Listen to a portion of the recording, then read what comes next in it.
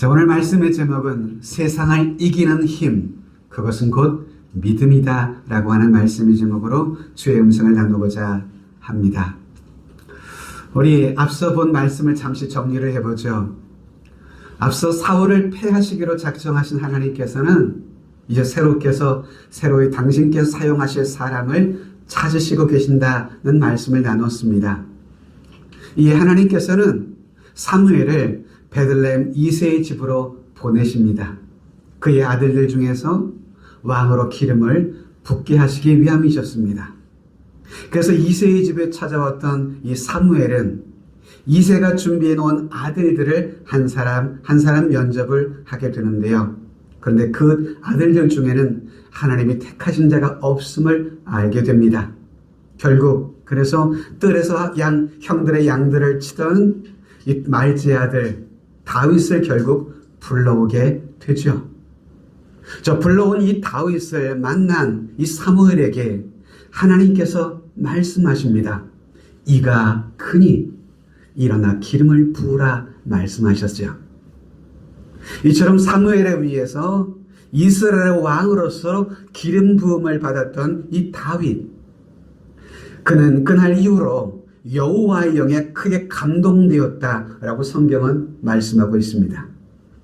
자, 그런데 여러분 재미있는 현상은요, 이처럼 다윗이 기름 부음을 받고 하나님의 영으로 충만하며 감동을 받게 되었을 바로 그때에 이와는 반대로 사울에게는 어떤 현상이 벌어질까요? 여호와의 영이 사울에게서 떠나고 악령이 그의 영혼 속에 찾아와서 그를 번뇌하게 하더라라고 말씀을 하고 있습니다. 다윗에게는 하나님의 영이 임하고 사울에게서는 하나님의 영이 떠나는 일이 벌어집니다. 전 바라기는 우리 모든 믿음의 가족들에게는 여호와의 떠나는 삶이 아니라 여호와의 영이 늘 충만하게 임할 수 있는 삶을 살아가게 되기를 간절히 바랍니다. 자, 그런데 여러분, 다윗이 기름 부음을 받았지만 실제로 그가 한 나라의 왕이 되기까지는 하나님에 의해서 여러 다양한 테스트, 시험을 결국 연단의 과정을 받게 되는 것을 봅니다.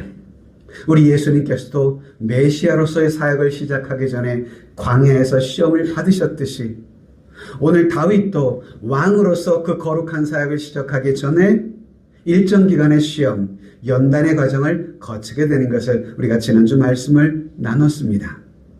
자, 이처럼 다윗이 기름 부음을 받은 이후에 어떠한 시험을 받았는지 이를 통해서 그는 그의 인격적 자질, 영적 자질들을 살펴볼 수 있었어요. 왕궁에서의 그의 시험 속에서 알아볼 수 있던 그의 특별한 영적 자질이 뭡니까? 그는 권위에 순복할 줄 아는 사람이었음을 지난주 나눴습니다. 기억이 나시면 끄떡끄떡 처음 듣는 거다 뭐 보리돌이. 권위에 순복할 줄 아는 사람이었어요. 사울왕이 악령으로 고통받고 있을 때 누군가 다윗을 소개했고 이에 사울은 그 다윗을 급히 불러오라고 명령합니다. 그리고 이 명령을 받은 아버지 이새는 이 사실을 다윗에게 전합니다. 그리고 다윗을 사울에게로 보내려고 합니다. 그리고 아들에게 사울왕에게 들어가라 라고 말했던 것이죠. 그런데 그 아버지의 말에 다윗의 반응은 어떠했습니까? 다윗은 그 아버지의 명령 앞에 기꺼이 순복했습니다. 우린 이를 통해서 하나님이 사용하신 역사일의 수많은 사람들의 공통점 중에 하나를 살펴볼 수가 있었어요. 그것이 뭡니까? 한결같이 그들 모두가 하나님이 세우신 권위, 그 모든 권위에 순복할 줄 아는 그런 사람들이었다는 것입니다. 즉 다윗은 하나님이 세우신 권위들 앞에 순복할 줄 아는 자질을 가진 소년이었음을 보게 됩니다. 또 한 가지, 두 번째는요, 그는 왕궁에 들어가서 사울왕을 섬기는 일에 성실했을 뿐만 아니라 하나님의 때를 기다릴 줄 알았던 믿음의 사람이었음을 보게 돼요. 여러분, 이미 다윗은 사무엘에게 한 나라의 왕으로서의 기름 부음을 이미 받은 사람이에요. 다윗도 이 사실을 분명히 인지하고 있는 사람입니다. 그럼에도 다윗은 사울 왕 앞에 서게 될 때에 그런 하나님의 때를 기다렸어요. 그래서 그에게 맡겨진 직무를 통해서 왕을 성실히 섬겼습니다. 섬겼어요. 우린 여기서 이 섬김이라고 하는 인격적 자질, 이것이 바로 다윗에게 찾아볼 수 있었음을 보게 될 수 있었습니다. 여러분, 이것은 우리 주 예수님께서 이 땅에 오신 목적이시기도 하셨어요. 우리 예수님께서 이 땅에 오신 이유에 대해서 마태복음 20장에 뭐라고 말씀하셨나요? 인자가 온 것은 섬김을 받으려 함이 아니라 도리어 섬기려 하고 자기 목숨을 많은 사람의 대속물로 주려 함이니라 말씀하셨어요. 우리 주님께서 이 땅에 오신 이유, 그분께서는 하나님의 아들이시며 왕 중에 왕이셨지만 이 땅에 섬김을 받기 위해 오신 분이 아니라 도리어 섬기려 오셨다는 것입니다. 그 자신의 목숨을 우리의 구원을 위해 대속물로 아낌없이 주시기 위함이셨다는 것입니다.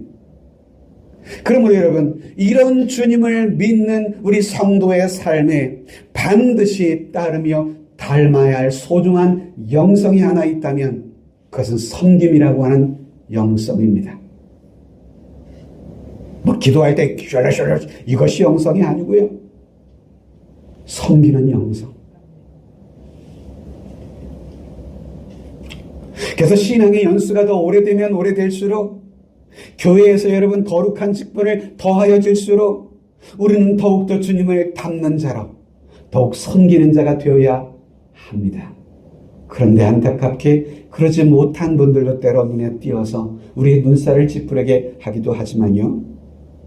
이처럼 다윗은요, 하나님이 때를 주시기까지 그가 맡은 자리, 사울왕 앞에서 악기를 타서 사울왕에게 들려준 악령을 퇴치하는 그 일을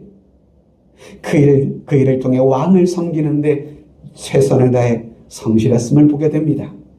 바로 이것이 왕궁에서 다윗이 경험했던 그의 테스트, 연단, 시험이었습니다. 자, 앞서 본 것이 왕궁에서의 이 연단의 과정이었다면 이번에는 다윗의 연단의 과정의 무대가 바뀝니다. 이 본문은 어디냐면 들판에서의 시험을 다윗이 다시금 겪게 되는데요. 자, 여러분, 이번에 하나님께서는 다윗을 시험하시고 연단하시기 위해서 그를 들판으로 인도하십니다. 그리고 전쟁터의 한복판에서 다윗을 시험하십니다. 자, 여러분, 군인이라는 것은 실내에서만 기술을 익히는 사람이 아니잖아요. 때론 야전의 뜰에서, 때론 전쟁의 싸움터에서 쓰임받기 위해서 연단받고 훈련받을 필요가 분명히 있는 것이죠. 바로 그것이 다윗의 두 번째 훈련이었던 셈입니다. 자, 여러분, 이 전쟁터에서 주어진 테스트 앞에 다윗은 어떻게 또한 이 연단의 과정을 통과할 수 있었을까? 오늘 우리가 읽었던 사무엘상 17장의 이야기는 우리가 너무도 잘 아는 스토리가 여기 본문에 기록이 되어 있습니다. 그 기록의 내용인즉슨 다윗과 거인 골리앗의 전쟁의 이야기입니다. 안 믿는 사람도 다윗과 골리앗 싸움은 다 합니다. 엘라라고 하는 골짜기에서 9자 6인치, 즉 센티미터로 환산하면 골리앗의 키는요 292.5cm, 거의 3m에 가까운 초거인입니다. 서장훈이 몇 cm죠? 2m 한 10cm 내외가 될까요? 그 사람은 봐도 제가 키가 177 되는데요, 저도 한 40cm로 올려다 제 머리 하나가 더 있어요. 얼마나 커요? 근데 세상에 그보다 1m 더 크대요. 얼마나 큰 거인일까요? 게다가 여러분, 다윗은 목동 소년이었던 사람입니다. 거인 골리앗과 보잘것없는 목동 소년 다윗의 싸움, 그 싸움이 시작되는 것입니다. 그 싸움에서 어떻게 이 목동 소년 다윗이 이 거인 골리앗을 상대로 이런 위대한 승리를 거둘 수 있었을까? 그런데 우리 여기서 주의해야 할 것이 있어요. 사무엘 17장을 공부할 때 절대 이런 것에는 좀 관심을 가지지 않으셨으면 좋겠어요. 그게 뭐냐 하면 다윗이 쥔 물맷돌에 대한 관심이에요. 다윗이 물맷돌 몇 개로 골리앗을 무너뜨렸나? 몇 개를 쥐었다 그랬죠? 5개를 쥐었다 그랬어요. 어떤 사람은 여기에 지나치게 이 숫자에 관심을 가집니다. 이 5이란 숫자가 무엇을 상징하는가? 이 5개에 담긴 숫자의 의미를 1시간에 걸쳐 설교하는 목회자도 봤습니다. 첫째는 뭐고, 둘째는 뭐고, 셋째는 뭐고. 그런 사람들은 그런 분의 설교를 들으면서 이야, 저 목사는 성경을 진짜 기가 막히게 쪼갠다. 정말 문자 그대로 성경 쪼개고 있습니다. 여러분, 과거 우리 선배 목사님들은 사실 신학적 수학이 좀 부족할 때가 있었어요. 기독교 초창기 때 한국도요. 그러다 보니까 한국의 이전 목사님들이 한 세대 전에 설교 가운데 우화적이라고 불리우는 해석, 영적인 신령한 해석, 소위 알레고리칼한 해석이라고 불리는 이 영해를 주로 많이 설교하시는 경우도 있었어요. 성도들 또한 그 설교를 두고 은혜 받기도 했었죠. 물론 그 설교를 다 잘못됐다라고 치부할 수는 없습니다만은 성경에 필요하지 않은 지나친 의미를 부여하는 것, 물맷돌 5개가 무슨 의미가 있는 의미일까? 왜 하필이면 수많은 숫자 가운데 다윗은 5개만 취한 것일까? 이런 지나친 영적 해석을 우리는 경계할 필요가 있다 이 말입니다. 여러분, 우리는 이 5개 좀 평범하게 생각할 필요가 있어요. 왜? 진리는요, 때로 평범함 속에 숨어 있기도 하거든요. 자, 묻습니다. 그럼 왜 5일까요? 줄 수 있는 주먹의 한계가 5일 수 있기 때문일 수도 있겠죠. 또 한 가지는 뭘까요? 하나가 안 맞으면 또 다른 돌도 준비되어 있어야 또 던질 거 아니에요. 그래서 5을 준비한 거지. 여기 5에 무슨 다양한 영적 해석을 추구하는 것은 성경에 기록한 5의 의미하고는 전혀 다른 목적의 해석일 수 있다 이 말입니다. 즉, 다윗은 골리앗과의 싸움에서 최선을 다해서 준비한 것일 뿐이다 라고 보는 것이 더 합당하지 않은가라고 하는 것입니다. 자, 여러분, 예수님께서 갈릴리 가나에 혼인잔치에 참여하신 적이 있으셨어요? 그곳에 여러분 마련된 항아리가 몇 개였는 줄 아세요? 6개의 항아리가 준비되어 있었다고 기록하고 있어요. 그러니까 어떤 분은 이것을 보고 항아리 6개가 무엇을 상징하는가에 설교를 하시기도 하세요. 여러분, 이런 류의 질문을 왜 숫자 6이지? 물론 성경에 숫자의 의미가 담긴 숫자가 분명히 없지 않아 있습니다. 그런데 여러분, 그것을 모두에게 다 여러분 적용시켜서는 곤란해요. 6이라는 숫자는 그래서 사람의 숫자고, 물이라는 것은 하나님의 말씀이다. 그래서 말씀의 물이 사람 속에 들어가니까 그것이 포도주가 됐더라. 그것이 그래서 구원의 위대한 기쁨이 됐더라. 야, 설교 들어보면 되게 은혜가 되긴 해요, 가만히 보면. 근데 그것이 과연 6개가 마련된 항아리의 의미일까요? 이런 류의 해석들은요, 성경 본문 속에 담긴 본래의 의미를 희석시키는 그런 해석들이라고 하는 것이에요. 그러면 여러분, 다윗이 쥔 물맷돌 5에서 그가 골리앗을 이긴 이유를 찾으려고 하지는 않으셨으면 좋겠어요. 대신 이 전쟁에서 다윗이 어떻게 행동을 했고, 그리고 이 사건을 중심으로 해서 다윗에게서 하나님에게 쓰임받을 만한 어떤 자질이 있었는지에 대해 더 큰 관심을 가져주었으면 좋겠어요. 할렐루야. 그래서 본문에서 우리가 절대 간과해서는 안 되는 다윗의 몇 가지 영적 자질을 발견하게 되더라라고 하는 것입니다. 그 첫 번째가 뭘까요? 그는 자기 일에 성실했다는 거예요. 자, 본문 15절을 같이 읽어볼까요? 시작. 다윗은 사울에게로 베들레헴에서 그의 아버지의 양을 칠 때. 여러분, 다윗은 왕궁에 가 있는 사람이었잖아요. 근데 늘 왕궁에 있던 자가 아니에요. 그는요, 왕궁에 있다가 다시금 아버지의 집에 와서 양을 치는, 왔다 갔다 이런 삶을 살았던 것 같아요. 그가 전쟁터에 나오기는 했지만 지금 사실은 여러분 심부름 때문에 나온 것이었거든요. 다윗에게는 아직 돌볼 양이 있었어요. 즉 여러분, 그는 왕궁에 있었긴 했지만 자신이 해야 할 일을 게을리하지 않았던 그런 사람인 것을 보게 돼요. 그래서 아버지의 심부름 따라서 형들이 출전한 전쟁터에 나오긴 했지만 여전히 그는 목동의 사람이었거든요.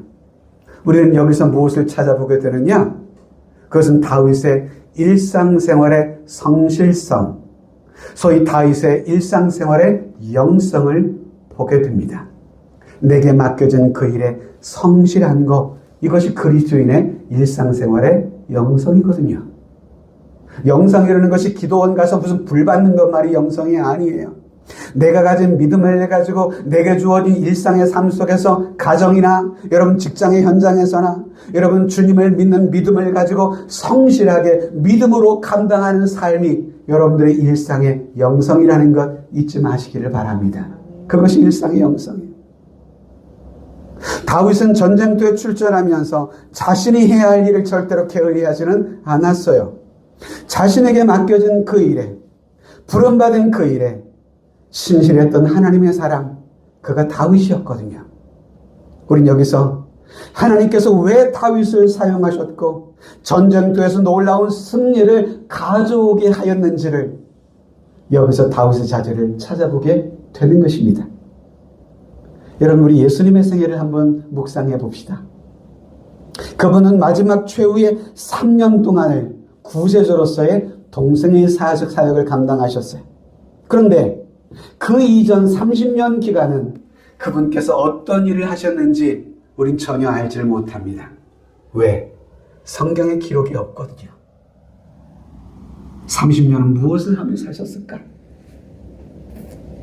그런데 그것을 유추해 볼 수 있는 단서가 하나, 누가복음 2장 51절에 찾아볼 수 있는 것이 예수님 어린 시절의 이야기입니다.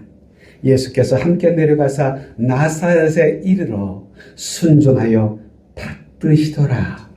누구를 받드시더라? 사실 이 성경은 빠져 있지만 주어는 누굽니까? 부모입니다. 그 부모를 예수님께서는 다시금 나사렛에 돌아가셔서 받들여 섬기시더라. 전 여기를 통해서 알 수 있는 것은 하나님이신 그분께서 역사의 무대 위에 하나님이 올리시기까지, 여러분, 예수님의 부친의 직업이 뭐였죠? 요셉은요, 목수였거든요. 그의 아버지는 목수였어요. 그러니 우리가 자연스럽게 유추해 볼 수 있는 것은 예수님 또한 그의 아버지의 하는 일들을 어린 시절부터 보고 배우며 아버지를 도왔으리라 라고 추측하는 것은 어렵지 않은 여러분 추측이라 생각을 하게 됩니다. 자, 여러분, 다윗 역시도 마찬가지예요. 하나님께서 그를 역사의 무대에 부르시기까지, 하나님이 그를 세우시기까지 그는 여전히 자신에게 맡겨진 일상생활에 성실했던 하나님의 사람, 바로 다윗이었습니다. 우리 이 모습을 놓치면 안 됩니다. 시편 78편 70절에 이런 말씀이 기록되어 있어요. 또 그의 종 다윗을 택하시되 양의 우리에서 취하시며. 자, 여러분, 여기 자만히 보면 하나님의 종 다윗을 취하셨다고 말씀하시는데 어디에서 취하셨다고 말하죠? 양의 우리에서. 즉 양의 우리에서 목자로서의 최선을 다하며 성실하며 살았던 그 다윗을 양의 우리에서 취하였다.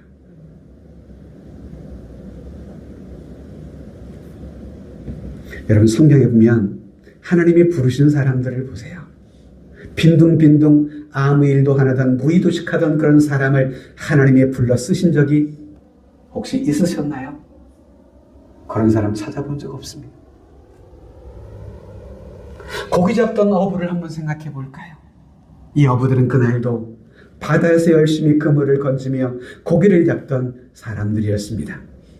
바로 그들이 베드로와 그의 형제 안드레였죠. 그들에게 주님이 오셔서 뭐라고 말씀하세요? 나를 따라오너라.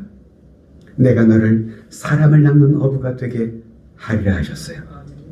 또한 여러분, 세관에서 세금을 거두던 세리가 있었습니다. 그날도 자신에게 맡겨진 세리의 직무에 충실했던 당시 세리 마태를 주님께서 누가복음 5장에서 이렇게 부르셨잖아요. 예수께서 나가사 레위라 하는 세리가 세관에 앉아있는 것을 보시고 나를 따르라 하시니. 자, 여러분, 한 가지 일에 성실한 것을 보면 하나님의 일에도 성실할 수 있다는 사실을 우리들 역시도 경험적으로 알고 있지 않습니까? 왜? 양무리를 치는 일에 열중하던 다윗을 하나님이 택하신 것일까? 그것은 지금 자신에게 맡겨진 그 일에 성실했던 다윗이기에 그가 하나님의 일에도 성실할 수 있다는 이 사실을 하나님도 아셨기 때문 아닐까요? 성도 여러분, 주님 앞에 쓰임받기를 원하시나요? 우리 교회가 하나님의 나라를 위해 쓰임받기를 간절히 갈망하시나요? 그렇다면 여러분, 오늘 우리의 일상의 삶 속에서 세속적인 내 삶의 자리에서까지 성실하게 살아갈 수 있게 되기를 주님의 이름으로 축복합니다. 한 가족의 구성원으로서 또는 교회의 성도로서 교회의 권사로서 집사로서 여러분들의 또한 직분과 사명에 성실할 수 있었으면 좋겠어요. 다윗이 쓰임받고 있었던 중요한 영적 자질, 그는 자신의 일에 성실한 사람이었다. 두 번째는 그는 온유한 사람이었어요. 자, 17장 28절 이하를 볼 텐데요. 우리 긴 말씀인데요. 제가 한 절, 여러분들 한 절 교독합시다. 큰형 엘리압이 다윗이 사람들에게 하는 말을 들은지라. 그가 다윗에게 노를 바라 이르되 네가 어찌하여 이리로 내려왔느냐?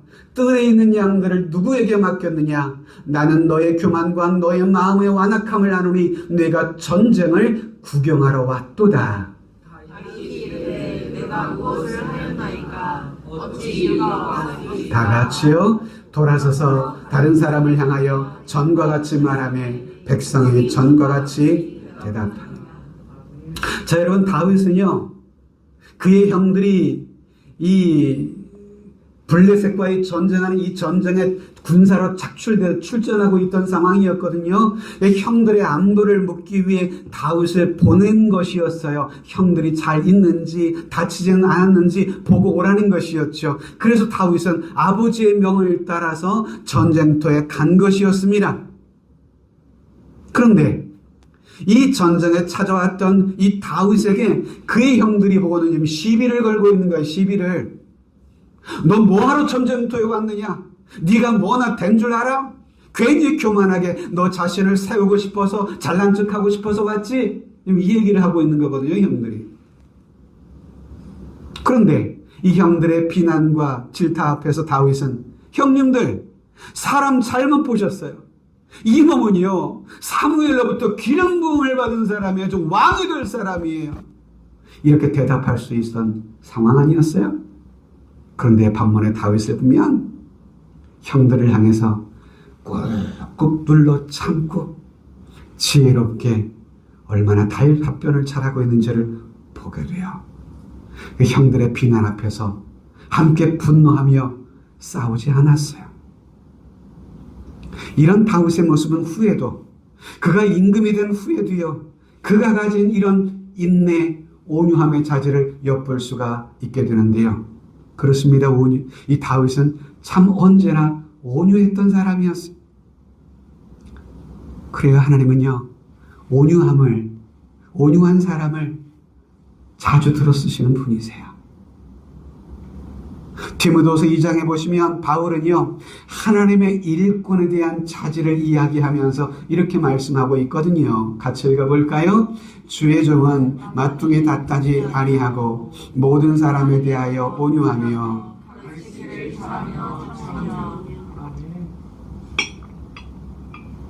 다투지 않고 모든 사람에 대하여 온유하며.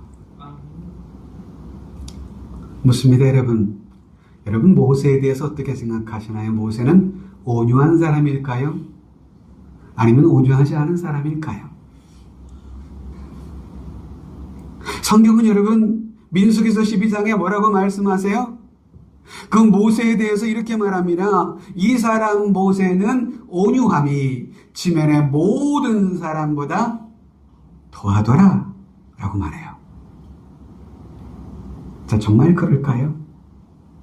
사실 모세는요, 기질상 혈기와 의협심이 가득했던 사람이었어요. 동족의 괴롭힘을 받는 것을 보고는 애굽인을 쳐 죽일 만큼 의협심이 강했던 사람이었거든요. 그럼에도 성경은 이런 모세를 가리켜서 뭐라고 말했다고요? 주변의 모든 사람보다 더 온유한 사람이었다라고 말하고 있는 거예요.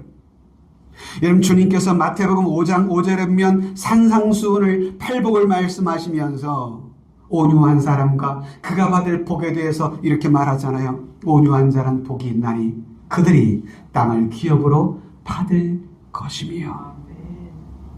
자, 여기서 여러분, 온유한 자, 온유하다라고 하는 이 히브리어 단어가 프라우스라고 하는 단어를 쓰고 있는데요. 온유라는 단어의 의미가 뭘까? 온유는 무엇을 온유하다고 말할까요?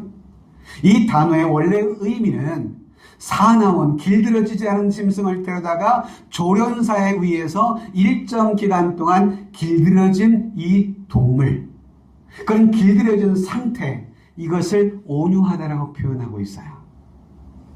무슨 말씀인지 아시겠죠? 자, 여러분 한번 질문해 볼까요? 여러분은 어떠세요? 자신의 기질과 성질을 잘 다스리지 못하고 폭발하기를 잘하는 사람들과 일하기를 원하세요? 그런 사람 편하세요? 욱하는 거. 우리 한국 사람들은 화병이 많아요. 그래서 화병이. 하나님은 여러분 이처럼 자제할 줄 아는 사람, 절제할 줄 아는 사람, 하나님의 말씀에 의해서 그의 성령으로 말미암아 그의 인격과 성품이 다듬어진 그런 믿음의 사람, 하나님은 그런 사람을 지금도 찾으시고 사용하신다 이 말입니다. 그래서 하나님은 지금도 이러한 온유한 사람들을 이 시대 가운데도 찾으시는 하나님이세요. 우리 모두가 이런 온유한 자로 주 앞에 서게 될 수 있기를 진심으로 바랍니다. 세 번째는요, 그는 하나님의 영광을 지키려고 하는 의협심이 있던 사람이었어요. 오늘 본문 36절을 같이 한번 읽어보겠습니다. 시작. 주의 종이 사자와 곰도 쳤은즉 살아계시는 하나님의 군대를 모욕한 이 할례받지 않은 블레셋 사람 이리이까 그가 그 짐승의 하나와 같이 되리이다. 여러분, 다윗이 지금 왜 분노하고 있을까요? 대적 골리앗이 하나님의 이름을 지금 더럽히고 있기 때문이었습니다. 즉 여기 다윗이 가진 이 분노는요, 하나님의 거룩한 그 영광을 수호하고자 하는 그의 마음의 의협심의 발로였음을 우리가 보게 되는 것입니다. 자, 여러분, 오늘 우리는 어떤가요?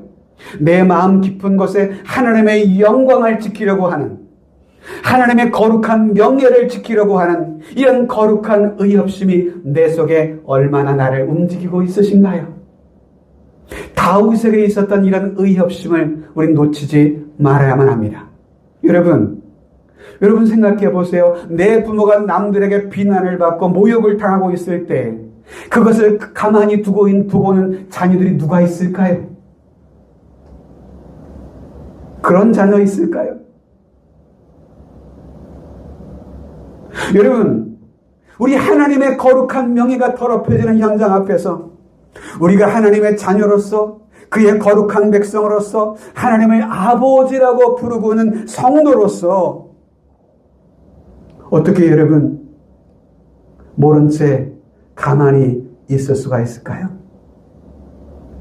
내가 진실로 하나님의 자녀이자 그의 백성이라고 한다면 하나님의 영광을 수호하고자 하는 결의가 있어야 하지 않을까요? 그래서 다윗은 거룩하신 하나님의 영광을 위하여 분연히 일어서기로 결심했던 것입니다. 하나님은요, 이런 그의 마음을 소중히 보신 분이신 것 같아요. 성경은 말합니다. 너희가 먹든지 마시든지 무엇을 하든지 하나님의 영광을 위해 하라고요.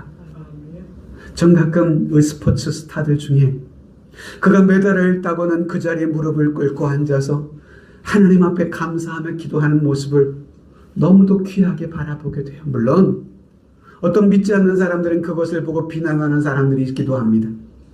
그건 그 사람들의 몫이라고 내버려 두고요.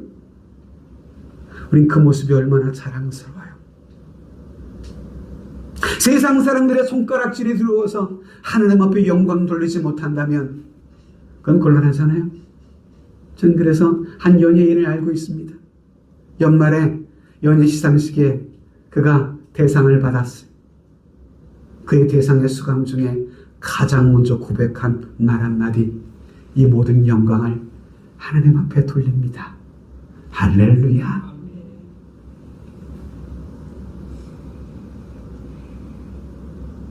믿음의 가족 여러분, 우리 나 자신은 내 삶에서 얼마만큼 하나님께 영광을 돌리기 위해 힘써 일하며 살아가고 계시나요? 내 삶을 통해 드러날 하나님의 영광을 훼손하지 않기 위하여 우리는 성실한 믿음의 영성을 가지고 살아야만 합니다.